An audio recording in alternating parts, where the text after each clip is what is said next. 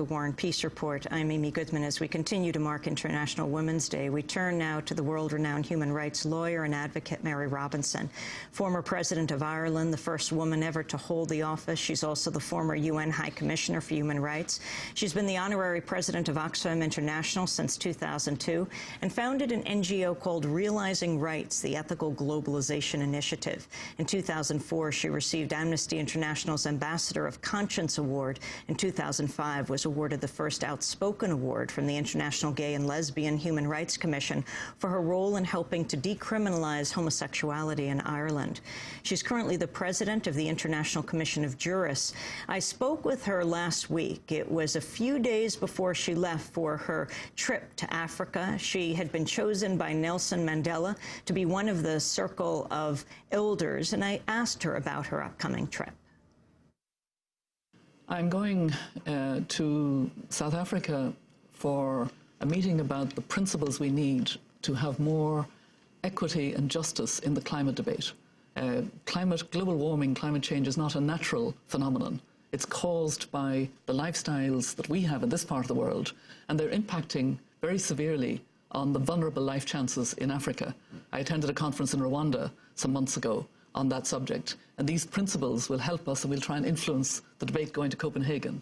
And then I go to Liberia, which is a very special country at the moment because it has elected the first woman president in Africa, Ellen Johnson-Sirleaf, and she has decided to put the empowerment of women at the centre of her government.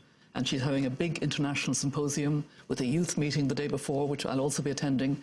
She has presidents coming. Indeed, the president of Finland, Tarja Halonen, is also a co-host of this conference, and a number of current and former presidents and prime ministers, some women and also some male presidents from neighbouring African countries will come. 400 of us from the outside and 800 within Liberia itself, so it's a big symposium. Your focus on Africa now, as former president of Ireland, why Africa? Well, because I'm very concerned about the fact that both poverty and conflict particularly affect women and children and their families. So after Liberia, I'm going to the Democratic Republic of Congo, first of all to a big conference that the Open Society is organising in Kinshasa, and then I lead a small group to Kivu, where horrible acts of rape and violence against women and girls, even young girls, have been carried out by marauding different militias and armies that have been in that region, Congolese, Rwandan, etc. And there's been no accountability. Yes, the UN is there in numbers, but it's such a huge area, and they have not actually been able to assert a zero tolerance of this kind of violence. So we want to help these women get their voices out. There are a number of people who are doing it. Eva Ensler is doing great work on it, and others. And so we need to help to ensure that far more attention is paid to tackling gender-based violence. What does it mean to be an elder? Nelson Mandela choosing you as an elder. When I was first approached, I actually thought it was quite an arrogant idea that, you know, a few people would be elders in the global village. But when we met with Mandela himself, Madiba, and he sat at a round table with us, and he said, I want you to be humble and to listen, and to reach out in particular to those who are very marginalized, who are voiceless, and he said especially young people.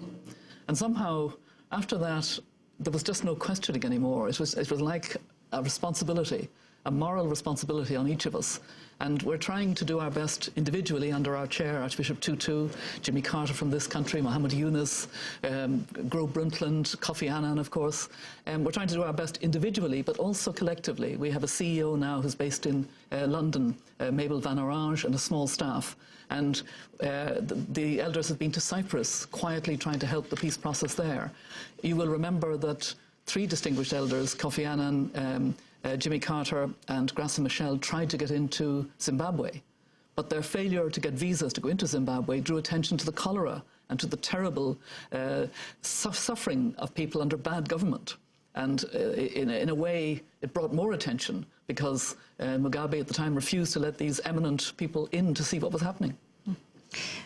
South Africa itself, What do you think of what is happening now, the divisions in the ANC? Obviously, the future of South Africa is extraordinarily important to the continent of Africa. I have very strong links there. A son of mine worked in Khayelitsha outside Cape Town over a number of years, and I learned through him how in an area that's very deprived, there are terrific people who want to better themselves, find ways to combat poverty.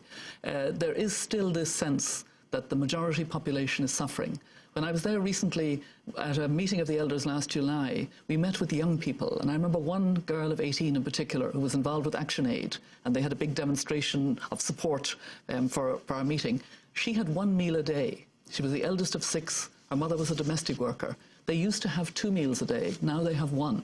And that's the modern South Africa. And I think that we do need to realise that maybe that Universal Declaration of Human Rights made more sense than we think. There are people going hungry in this country now, and I'm very sad when I see the queues for food parcels. But maybe they will understand why the right to food is such an essential human right.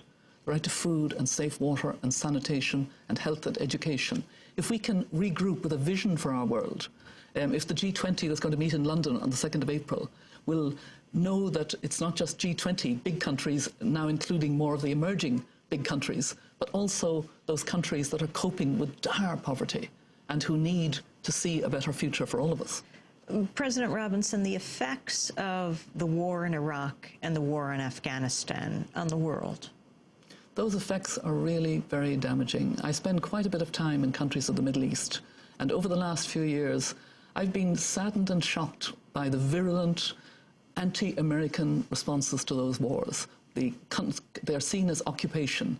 I think it's very, very heartening, and it has certainly made a huge difference that the United States has elected President Obama and that he has shown the qualities of leadership that he clearly has. But there is a job to be done, and frankly, sending envoys of the quality of George Mitchell is a very important step. And I am very keen that Secretary of State Clinton will link, for example, with women particularly, and also, you know, the broader issues that need to be addressed in a humbler, more listening mode, which is what the world wants to see. It's time for the United States to recognise that damage was done, that it has to be addressed, that it can be addressed with this kind of leadership, and that steps can be taken to move forward together in a world that's more linked and working together. President Obama increasing, intensifying the war in Afghanistan, even as he draws down in Iraq? I'm troubled by what's happening in Afghanistan. I agree with those who believe that it's not a case of a surge winning a military solution. That's not what's going to happen.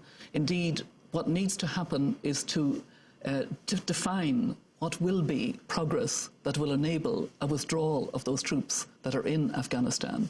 And it will be multifaceted, and it will involve building regional leaders to make sure they may not be fully democratic, but that there is peace and that women can send their children to school, including the girl child in particular, that there is an order that can help the Afghan people to move forward.